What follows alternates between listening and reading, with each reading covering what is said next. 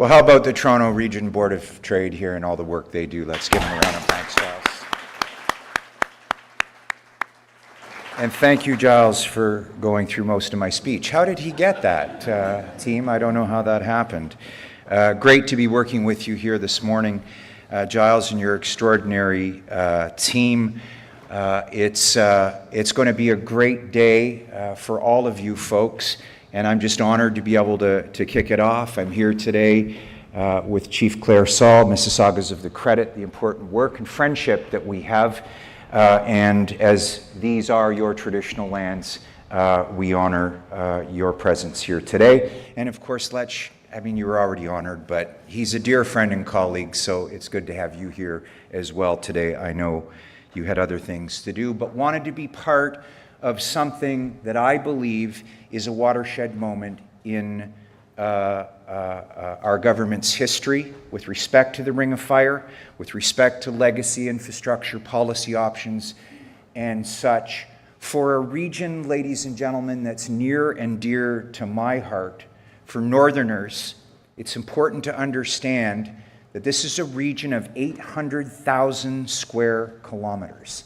It spans from the Manitoba border to the Quebec border, James Bay coast and the Hudson's Bay coast. There are less than 1 million people. It is populated by approximately 75 to 80 First Nations and a number of municipalities, some of them the largest in the province with some of the smaller populations.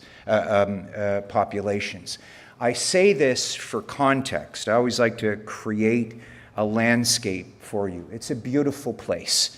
It's one that we all would have an interest in protecting and preserving and responsibly developing. Just in this past week alone, I left Keewatin, which is a 22-hour drive from here, but in our province. I found myself in Sault Ste. Marie yesterday celebrating the Robinson-Huron Treaty, kind of economic reconciliation that puts a treaty on a go-forward and implementation basis, one of the largest settlements in the history of the world with respect to First Nations. And I want to thank Premier Ford and this government for moving forward on that important work. Similarly, we have settled land claims and flood claims throughout the province, but particularly in Northern Ontario. So as this relationship is reset, it has the confidence and trust that we know how to put the priorities of First Nations as full partners in a good place to build what we're building. Tonight I'm off to Timmins and I'll finish the week in Sudbury. There's a lot going on in our big towns and big cities across this region, but today I'm going to double click, as my good friend Rod Phillips would say, on the Ring of Fire.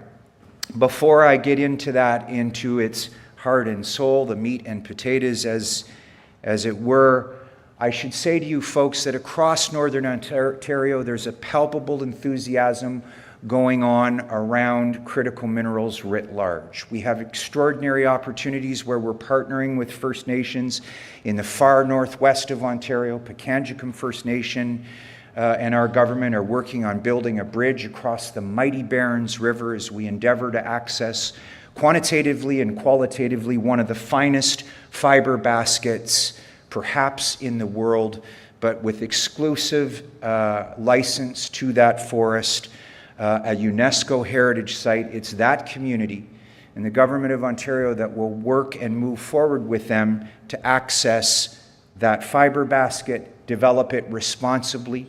There's also Frontier Lithium with a significant lithium play there, and it will create an opportunity for more than 10,000 First Nations people living in isolated communities to have road access. Road access, ladies and gentlemen, to better economic, social, and other kinds of programs and services that we take for granted. As Giles mentioned, I might know a thing or two about that. I spent more than 10 years of my life living and working as a nurse in isolated communities across Canada, but mostly in Northern Ontario. And so I have a real feel and relationship for and with the communities and their leaders generationally now. I'm old enough to say that. To understand that the stars are aligned, that we have an extraordinary opportunity to advance the interests of this province and indeed this country, as Prime Minister Carney said as much in issuing his list of major projects, but also to live up to a standard that we've all come to expect down here for First Nations communities living in the isolated and remote parts of Northern Ontario. Let's just talk a little bit about Toronto, just a little bit. You know, on my way in here today, like every day, I see a new profile to several sectors of our economy here in Toronto. They're on full display. Electric vehicles powered by minerals processed and mined in Northern Ontario. I see buildings fortified with nickel, cobalt, platinum, copper, found right here in abundance in Ontario. We know that the Toronto Stock Exchange does more mining IPOs than any other exchange in the world. And on my way in today, I asked my friend to look up on ChatGPT. He said there's going to be 300 people here today. And I said, ask them how many people in an audience of that size would either have a smartphone. Turns out almost 95% of you do here today. But more importantly, 1/3 of you are either looking at it right now or it's within 6 inches of you and you're probably glancing at it. I would like to think that my speech will be riveting for the next 10 minutes or so. But I will tell you this. The iPad that I'm casually using to present to you today and the phones that are near you or in your hand absolutely depend on the kinds of critical minerals that Northern Ontario has in abundance. So how about that, folks? Is that a shout out for what we're going to try to do here in this amazing province? I hope so. So if you'll just take the next 10 minutes and resist the urge to look at your phone, let's talk about our critical mineral strategy. As its author, obviously, we saw an exciting opportunity to develop this responsibly, but to put First Nations communities as full partners in every aspect of the development of what we're trying to accomplish. That was important for a couple of reasons. One, I can't imagine the success of any of these projects going ahead without them, particularly in the region that they are. Two, Giles, I appreciate what you presented here today, but the news isn't all that bad, frankly. We needed some frames of reference, and you'll remember, Giles, that in the first 4 years of government, within a couple of months, we dispensed of the regulatory barriers to open up the sugar zone, and how sweet it was. I like that joke, but it's not that good. Côté Gold Project, Magino in Dubreuilville. Frankly, these are large base metal gold mining operations. And of course, Greenstone Gold, which I'm going to talk a little bit more about the community of Greenstone, where it is and how it fits into the Ring of Fire. All of those projects were, Giles, in full acknowledgement and responsibility, bogged down in process and regulatory layers provincially and federally. We need not spend time thinking and saying that this had anything to do with First Nations. I keep a database, as it turns out. You know, I remind my little girls, I say, why are dads so smart? And they say, I don't know. I said, because we use databases. Not so good. Anyways, but I'll tell you, ladies and gentlemen, what this information provided us was a source that more than each and every First Nations community could have up to 80 different processes or duties to consult with different levels of government. We're talking about communities with populations of anywhere from 100 to 1,500 or 2,000 people, and serious capacity issues, regardless of our funding, would arise. So, we reset how we were going to approach this. We worked with First Nations communities, and each one of those projects that I just rattled off went from a conceptual piece on a bookshelf to construction and now actively producing 300 to 400,000 ounces of gold a year. So we know how to do this, Cornelius, right? We know how to get this right. Move at the speed of business, right? Get efficiencies that don't compromise environmental integrity and interests that we all have, and ensure that we have the kind of legacy infrastructure to support it. And that brings us a little closer to home in the Ring of Fire. This region, ladies and gentlemen, is magnificent. It is, in no uncertain terms, one of the most valuable global carbon sinks that we have. Its vastness is also characterized, unfortunately, by a group of communities most proximal to the Ring of Fire, who are the last communities in this region to be on diesel generation. Is there anybody that thinks that that is a good idea? I know a couple of people in this room who think it's a terrible idea. I have lived in those communities, and when those sources of electricity or energy go down, it turns into a crisis very quickly. As a consequence, and no road access, they have brittle infrastructure, broadband that's difficult to get optimal use out of, and the kind of legacy infrastructure, whether it's buildings, wastewater, and water treatment facilities, run, unfortunately, with the kind of scarcity that again throws these communities into crisis when it breaks down. So, geez, Greg, this sounds like a lot of bad news. No, I don't see it that way. I think that when we discuss the Ring of Fire, we should spend our time thinking about a couple of important things. That legacy infrastructure into the region of the Ring of Fire, and I'm not sure if the map was going to come up here whilst I spoke, would not only serve the interests of the province of Ontario and its people to develop the Ring of Fire, I'm going to return to that in a moment, but to provide the kind of legacy infrastructure for these communities that farther west of this corridor that you see, many isolated and remote First Nations communities already have. The Watay Power Line, which of course was a $2 billion project that we kicked off as a new government in 2018 and 19. That was a layover from when I was the Minister of Natural Resources federally and responsible for the communities in Northern Ontario.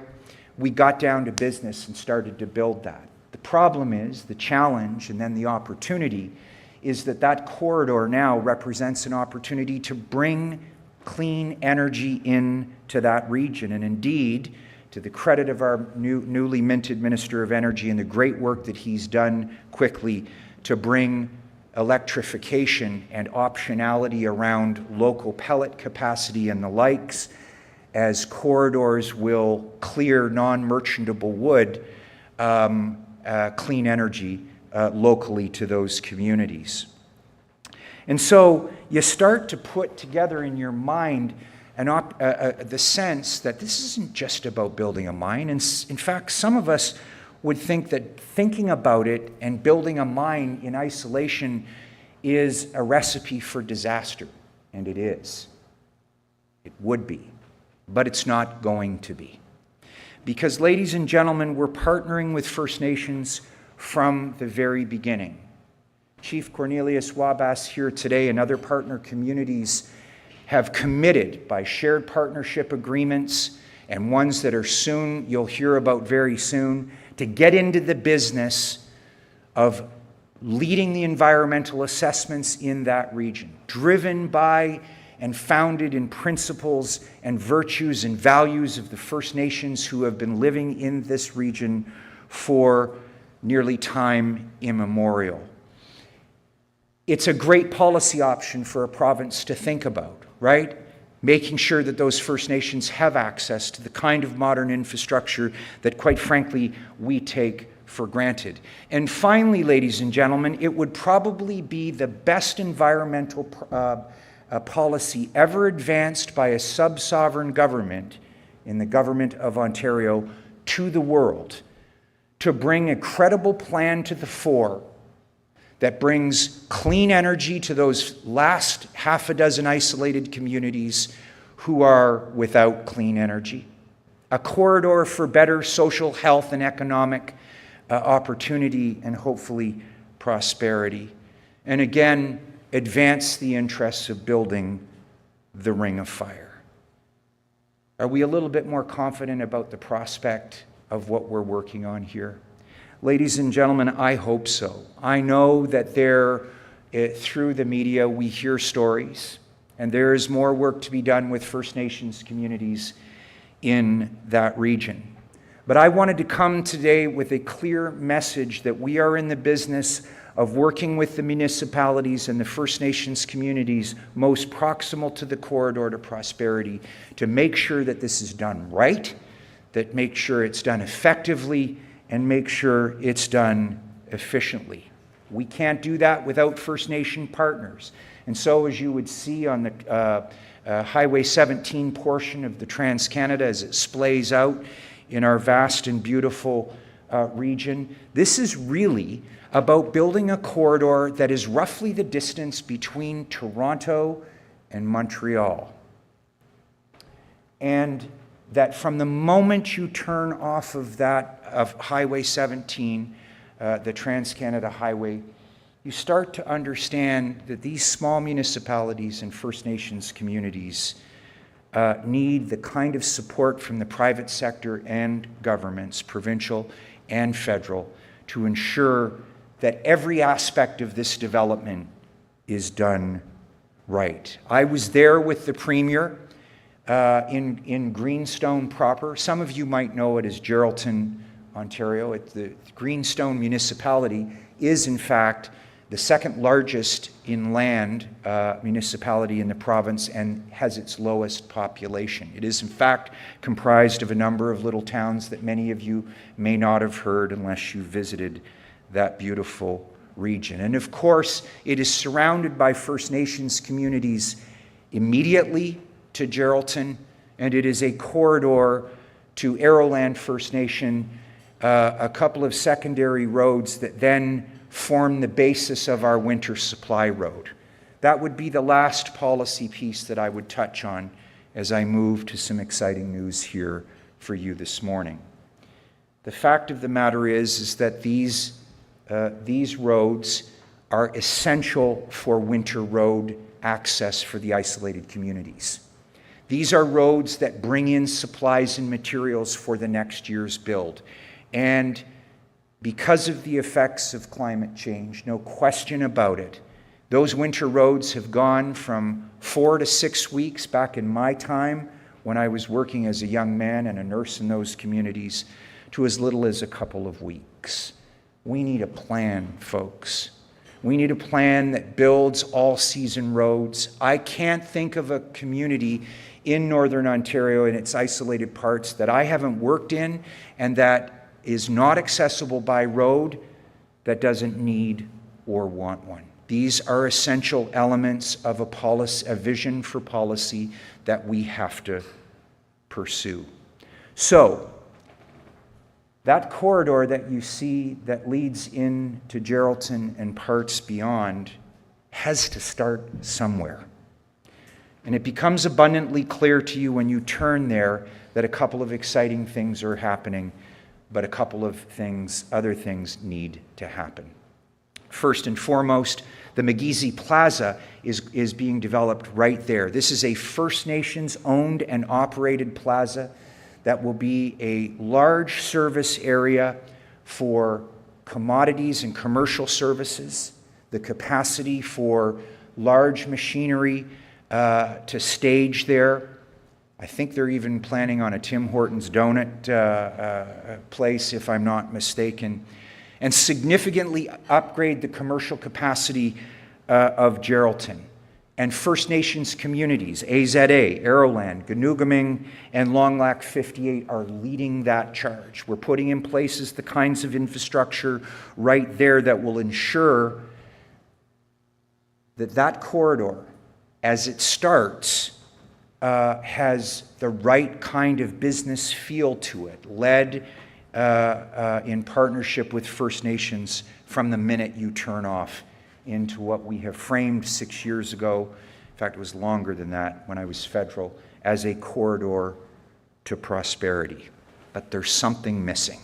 And I didn't want to miss the opportunity, Giles, to treat the Toronto Region Board of Trade to an opportunity to actually announce the first major physical step in the development of the corridor to prosperity. Ladies and gentlemen, I'm joined here today by the Mayor of Greenstone, Jamie McPherson. Jamie, where are you? Stand up, folks. And his Chief Administrative Officer, Mark Wright, who have made it a priority to partner with First Nations in every aspect, and what I'm about to announce here today is contingent upon that. And I appreciate you folks for being here today. But it's time to get started. And to the tune of $61.8 million, the province of Ontario is announcing that commencing almost immediately, so this fall, we will be rehabilitating and upgrading Main Street of Geraldton. This 5-kilometer stretch from where the Trans-Canada base is in and through Geraldton cannot handle the kind of commercial and industrial and personal travel that is required to build a corridor that will revitalize the region, create enormous opportunities for First Nations communities much farther north. This first segment of building the corridor to prosperity into the Ring of Fire, and as importantly, the communities most proximal to it, represents not only the single biggest infrastructure announcement for Greenstone in its history, but the first announcement for physical, real construction activity in that region. How about that, folks? That's worth celebrating. This legacy corridor will provide a new face and complexion to what Ontario is offering. It's what I've been talking about this morning, and as the minutes, final minutes of my presentation are at hand, I know that there are a number of friends and partners from 2 chapters of my political career, a number of industry leaders here today who may not have known that this was our intention here, but we just think the important work of the Trade Board compelled us to announce this. We'll be sure to go up to that beautiful region and make sure that the community understand what's going on here. We've been doing a lot of work to pre-position this announcement, but how about we build a corridor to prosperity after that presentation? Is everybody good with that? The Ring of Fire, folks, I'll just close by saying, is one of Ontario's greatest assets in the face of not only the threats from the United States, but also, frankly, the unfortunate way critical minerals too often get to market through Chinese and Russian supply chains and other parts of the world that are being exploited principally by at least one, if not both, of those 2 countries. It's bad for labor, it's bad for the environment, it's bad for the Indigenous communities that are in some of those countries that they are currently working in. We're going to do it differently. We have been doing it differently. And I hope today that what you take away is that Ontario will, in fact, not only develop other critical mineral projects across the vast region of Northern Ontario in this manner, but in the Ring of Fire and commencing in the beautiful town of Geraldton or the municipality of Greenstone, the right kinds of partnerships and the right kind of work that gets down to the business of building the corridor to prosperity. I want to thank the Premier for his incredible leadership, for understanding that way, for carving out an opportunity for me to focus on community and economic partnerships to get to where we are today, set the standard for what we will do tomorrow. Ladies and gentlemen, my name is Greg Rickford. I'm the Member of Provincial Parliament for the Great Kenora Rainy River riding. It's a privilege and honor to serve my constituents. Is a huge fan of what the Toronto Region Board of Trade is doing, and you as interested and industry leaders to serve you too. Thank you for this opportunity.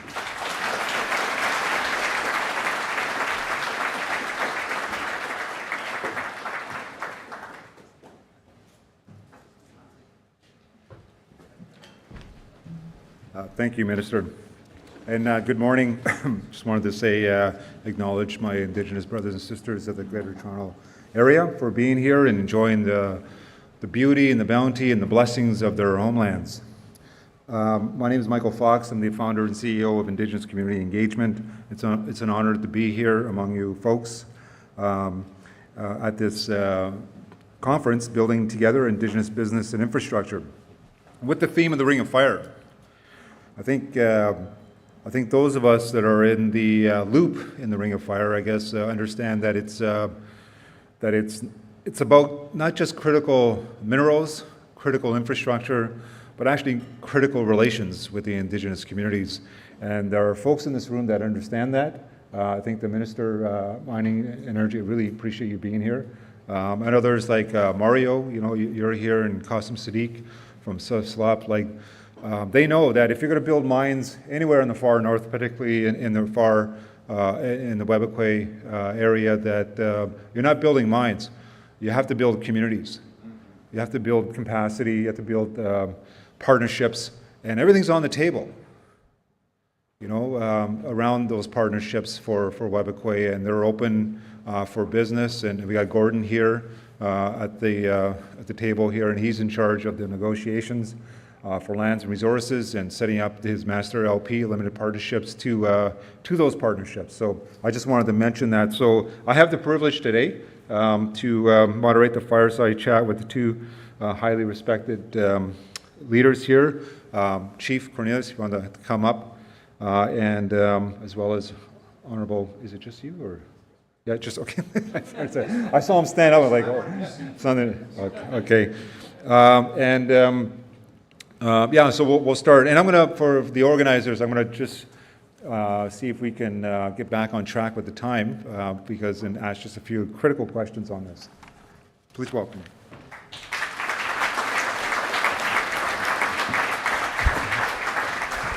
Right here. Yeah.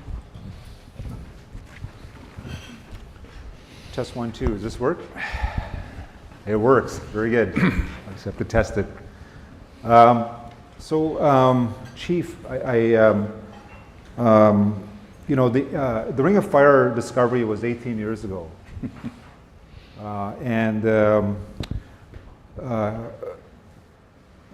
People here, especially corporate Canada, really don't know Webakwe's aspirations as it relates to the Ring of Fire.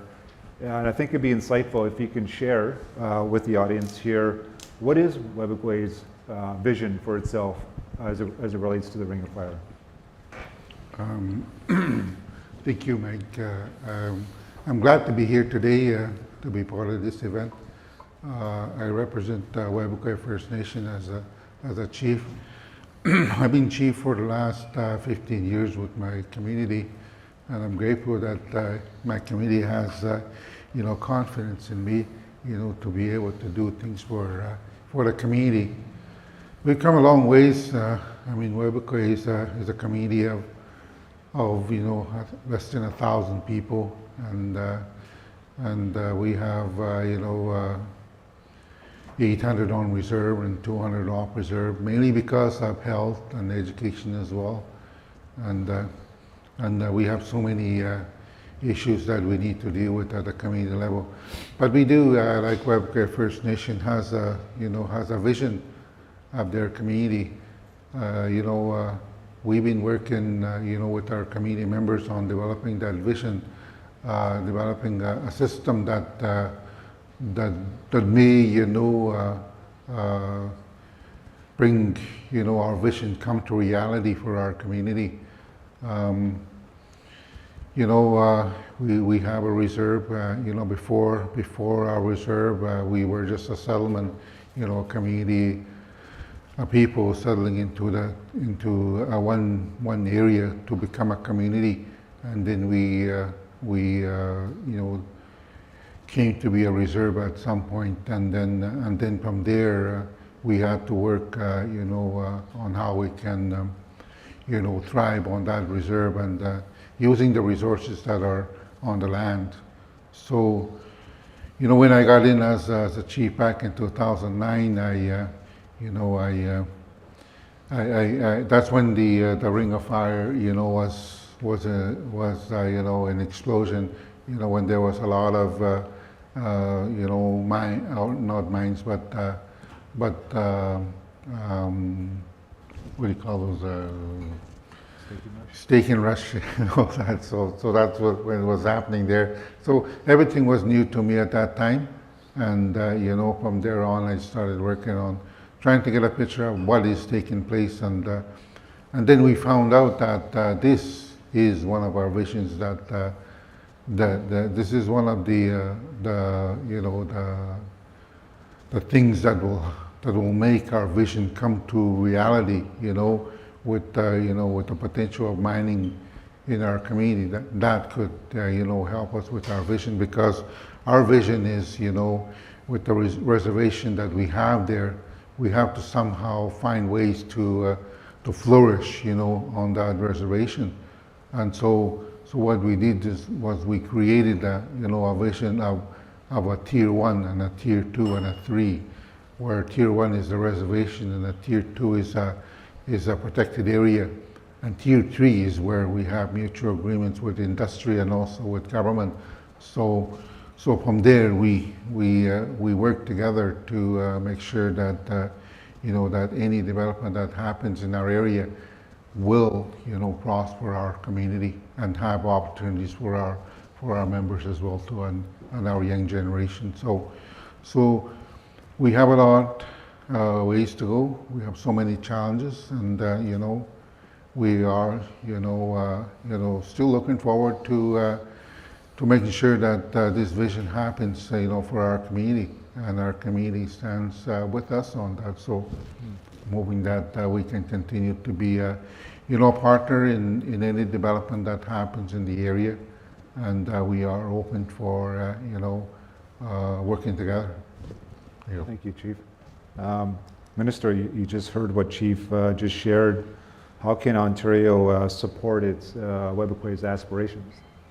Well, I think that the next, well, it sits in amongst a couple of key priorities. Today was one of them, but the next important step, and in fact, Chief Wabass and I will be meeting with the Premier later today to set out some specific and key projects and get them going, driven within the community, built in the community that they need to proceed with construction on the north end, which is the Webequie Supply Road, which under the leadership of the Chief, of course, is near an end, and hopefully the province will be able to match the efficiency and the effectiveness that the community has led the environmental assessment process, and provide the kind of support for them to build infrastructure in their community so that the corridor to the north of us can start, and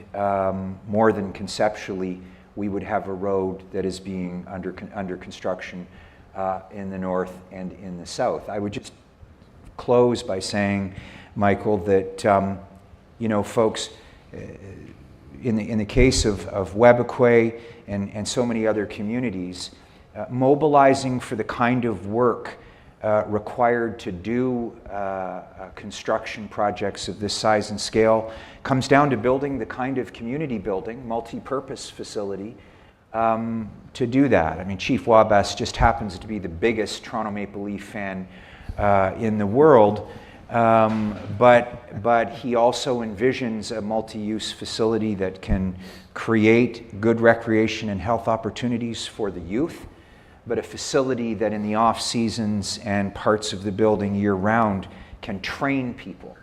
Obviously, part of the workforce that Giles alluded to, it is one of the most dynamic and workforces available in Northern Ontario to build these projects, requires things like support for daycare and building daycare centers. We've done that in a couple of other communities.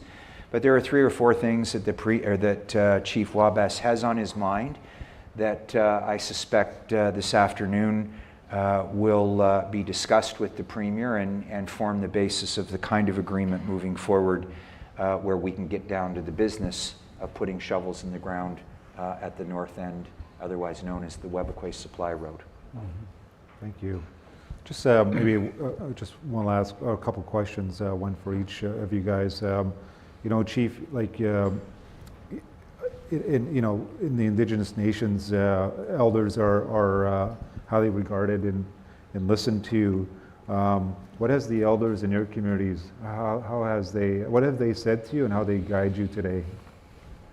Yeah, that's right. I mean, our elders are very important, you know, for our communities, and they have a lot of knowledge and a lot of advice that they give us as leaders for our community.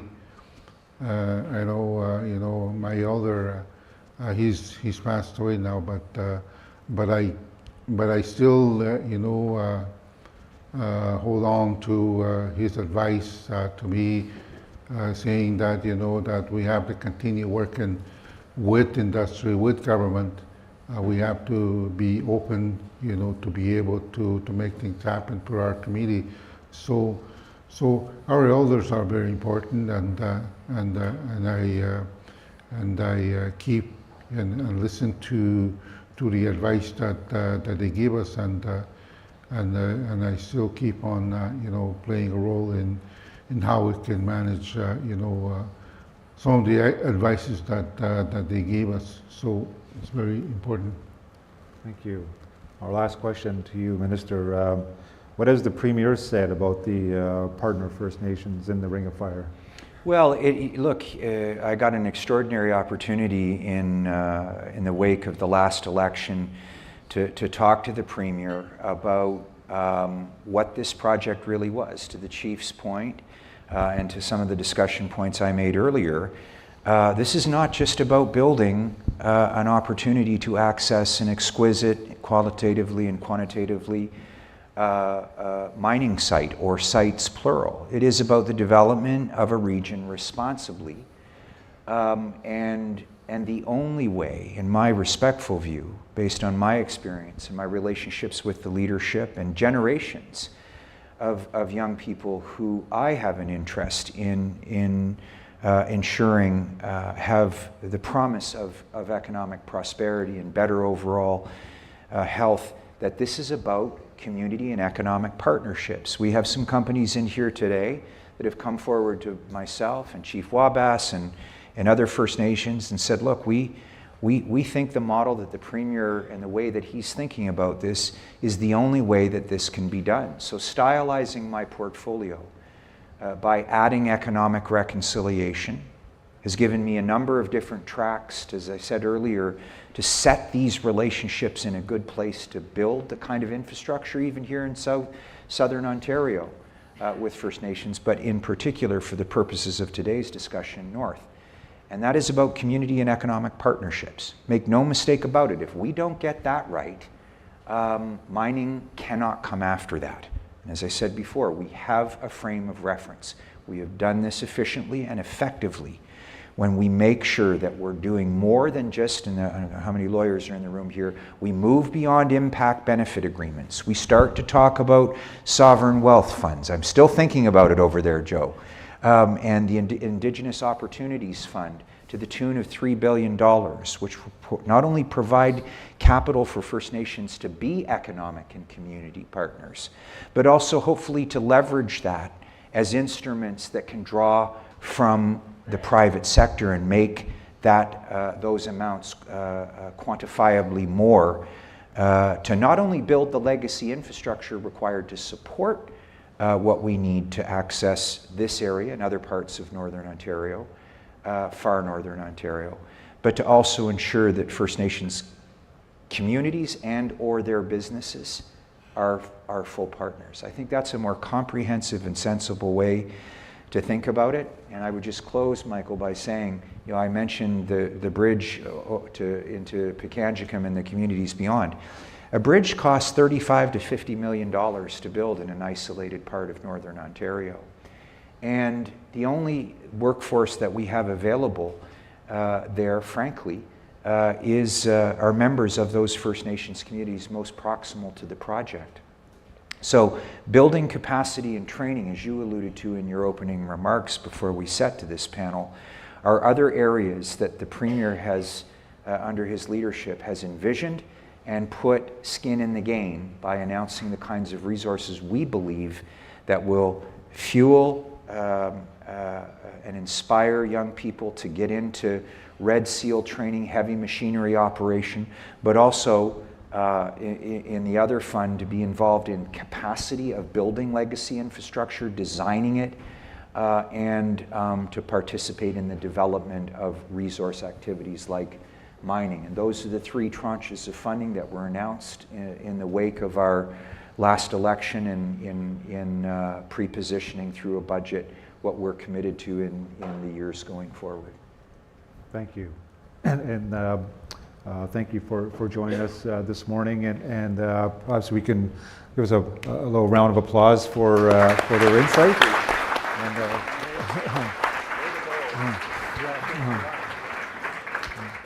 up next, we continue this important conversation with our next session.